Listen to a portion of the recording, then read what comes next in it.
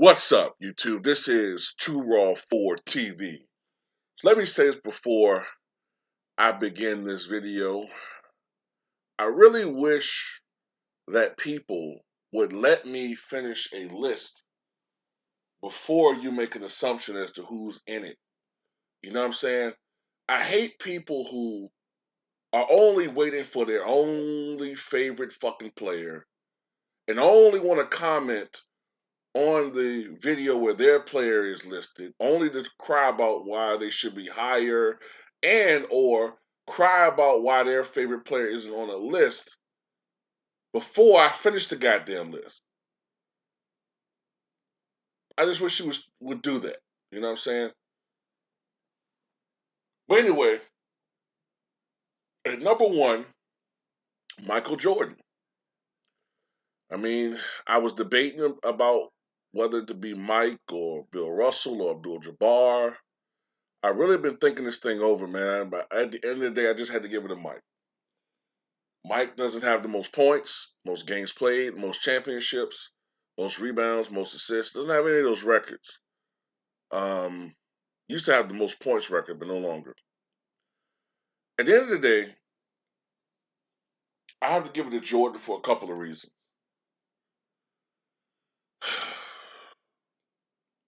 I've never seen a player.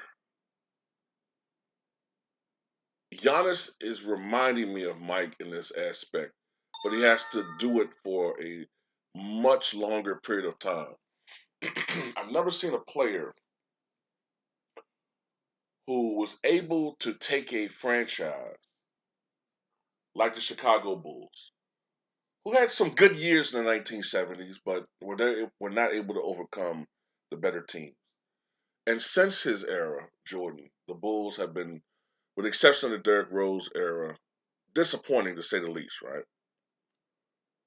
But I've never seen a guy be able to take a franchise that was not storied like the Lakers and the Knicks.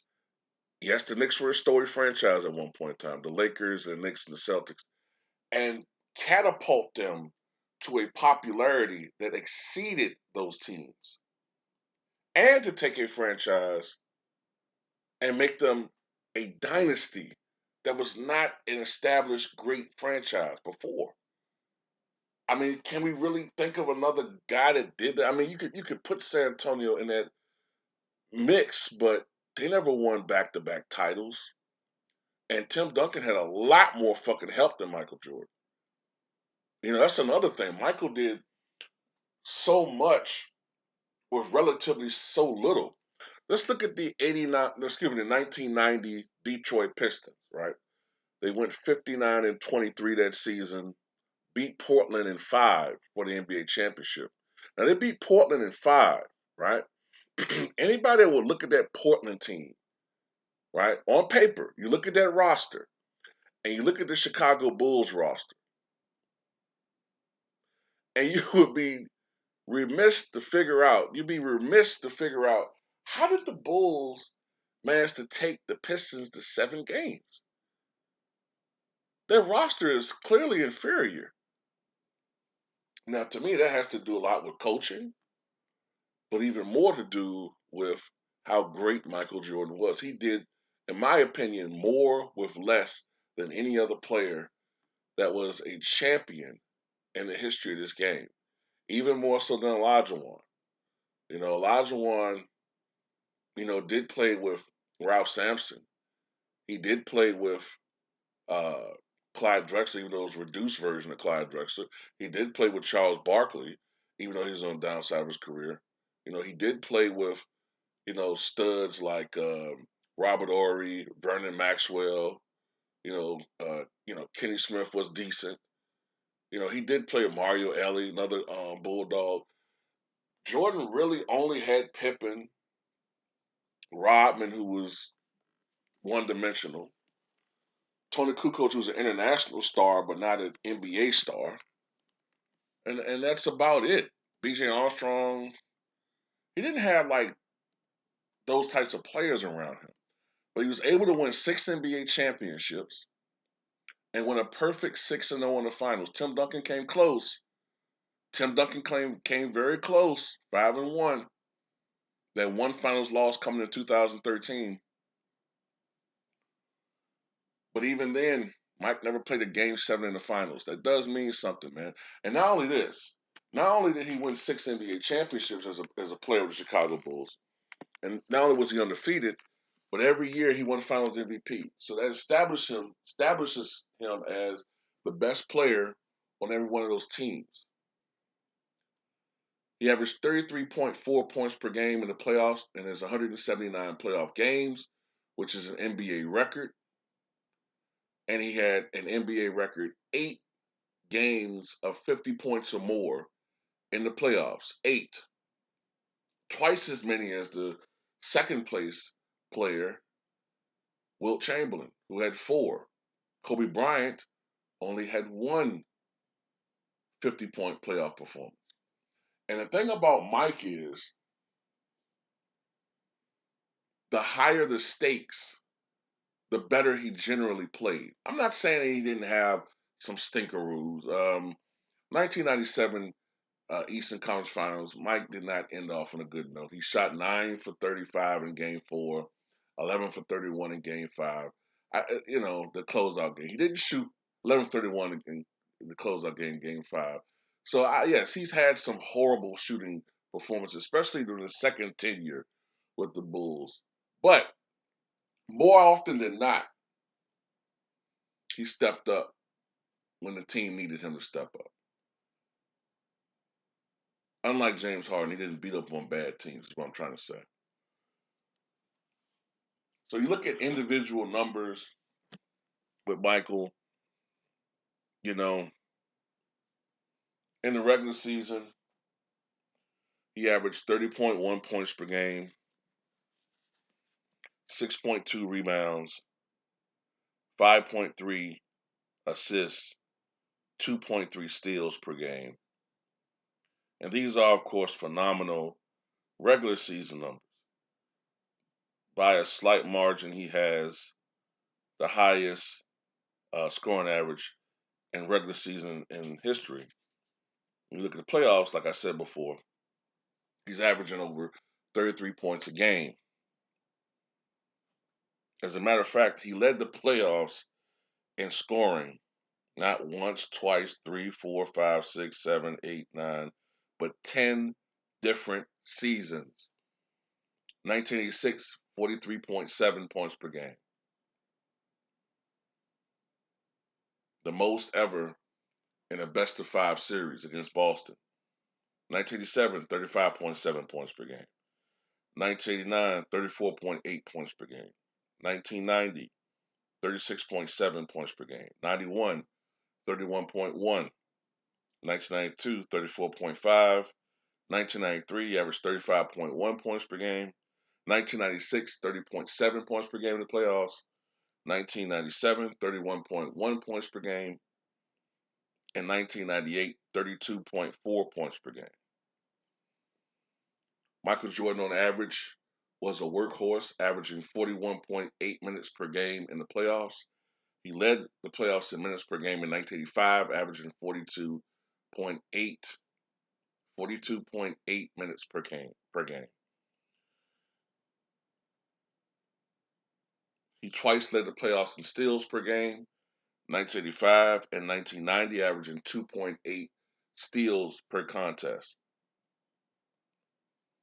In 1990 and 1995, he led the playoffs in steals percentage, meaning that he had the highest percentage of steals when it came to the players on the court at any given time.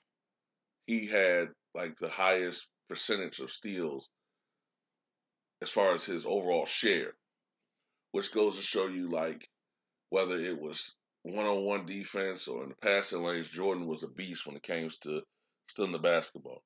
He led the playoffs in PER, player efficiency rating, not once, twice, three, four, five, but 6 different times, including 5 consecutive years, from 1989 to 1993. He led the NBA playoffs in offensive win shares 7 times, defensive win shares once, and total win shares 7 times, and win shares per 48 minutes 5 times, and value over replacement player. Michael Jordan led the playoffs in that category 8 times. And when it comes to plus minus, total plus minus in the playoffs, he led in that category 9 times. Total plus minus, meaning that he was the most impactful player in the playoffs by far, statistically, 9 different times.